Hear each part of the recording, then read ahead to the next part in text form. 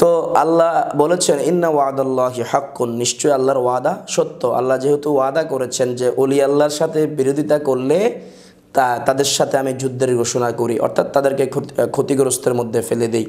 কিছুদিন আগে হজরত শাহফরান রহমতুল্লাহ আলাইহির মাজার ভাঙতে গিয়ে যারা গিয়েছিল তারা 5 জন ছিল ওয়াহাবি জামাতি। তারা 5 জন গাড়ির মধ্যে ছিল এবং যাওয়ার সময় গাড়ি উল্টে ওই 5 জনেই ইন্তেকাল করেছে। তো এরপরে দেখলাম আজকেও কিছু তৌহিদি জনতা নামধারী তারা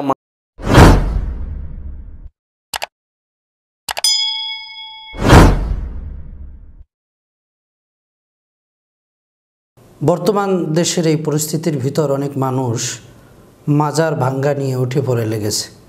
সুযোগ পাইলেই মাজারে হামলা। এরা মনে করে যে মাজার ভাঙতে পারলেই ইসলামের বড় একটা বুঝি উপকার করে ফেলেছে। গতকালকে দেখেছি যে মাজার ভাঙতে রওনা করেছে গাড়ি ভরে, ট্রাক ভরে, লাঠি ছোটা এবং হাতে ধারালো অস্ত্র নিয়ে তারা ট্রাক ভরে রওনা করছে। পথিমধ্যেই ট্রাক উল্টে তারা কয়েকজন নিহত হয়েছে এবং আহত সহ অনেকে গুরুতরভাবে আহত হয়েছে। এভাবে বাংলাদেশেও দেখছি মাজার ভাঙতে গিয়ে অনেকে ভ্যান গাড়ি উল্টে অ্যাক্সিডেন্ট হয়েছে।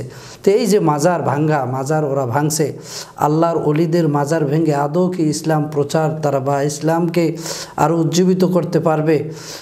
মূলত ইসলাম তো এসেছে আল্লাহ তাআলার ওলিদের কারণে এই দেশে ইসলাম প্রচার হয়েছে।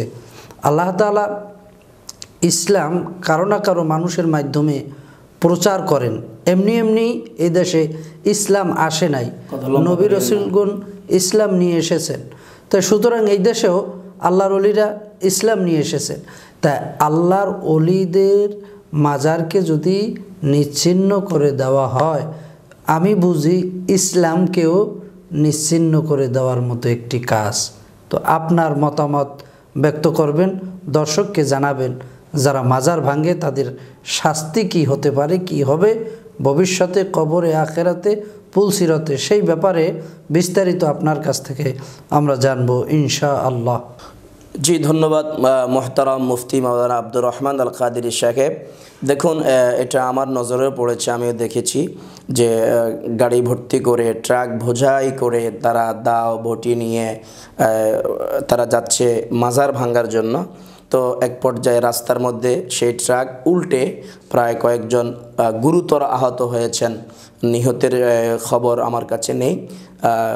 তো আমার কথা হচ্ছে, দেখুন আল্লাহ রাব্বুল আলামিন হাদিসে কুদসির মধ্যে বলেছেন, মান আদালি ওয়ালিয়ান ফাকাদ আযানতুহু বিল হারব, যারা আমার ওলিয়া উলিয়ার সাথে বিরোধিতা করে আমি তাদের সঙ্গে যুদ্ধের ঘোষণা করি।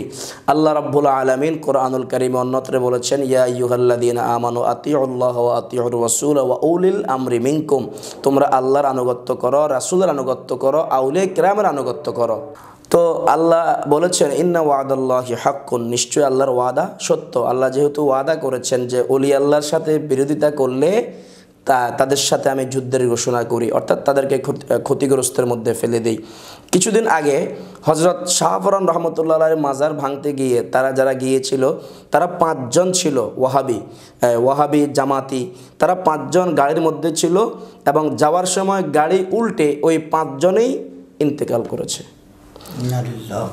তো এরপরে দেখলাম আজকেও কিছু তৌহিদি জনতা নামধারী তারা মাজার ভাঙতে গিয়েছে। দেখলাম কিছু পুলিশ ভাইরা তাদেরকে রমজানের এই তোহফা দিচ্ছে লাঠি চার্জ করে। তো এইভাবে যদি প্রত্যেক গ্রামে গঞ্জে যদি যারা মাজার ভাঙতে আসে তাদেরকে উপযুক্ত শায়েস্তা করা যায়, এ সমস্ত মাজার বিরোধীরা আর মাজার ভাঙতে সাহস করবে না। দেখুন আউলিয়া কিরামের সঙ্গে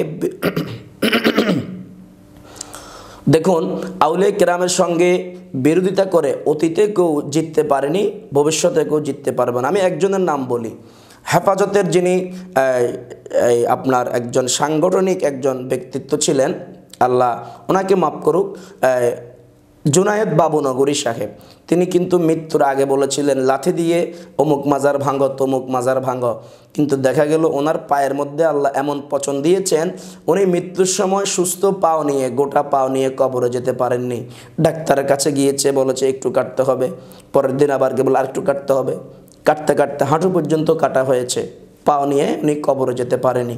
তো আউলিয়া কেরামের সঙ্গে বেয়াদবি করলে, গোস্তাখি করলে দুনিয়া এবং আখিরাতের মধ্যে লাঞ্ছনা পেতে হবে। তো এই জন্য আমরা সাবধান হব, আমরা যেন আউলিয়া কেরামের সাথে বেয়াদবি না করি। আল্লাহ আমাদেরকে হেফাজত করুক। আমিন সুম্মা আমিন। আসসালামু আলাইকুম।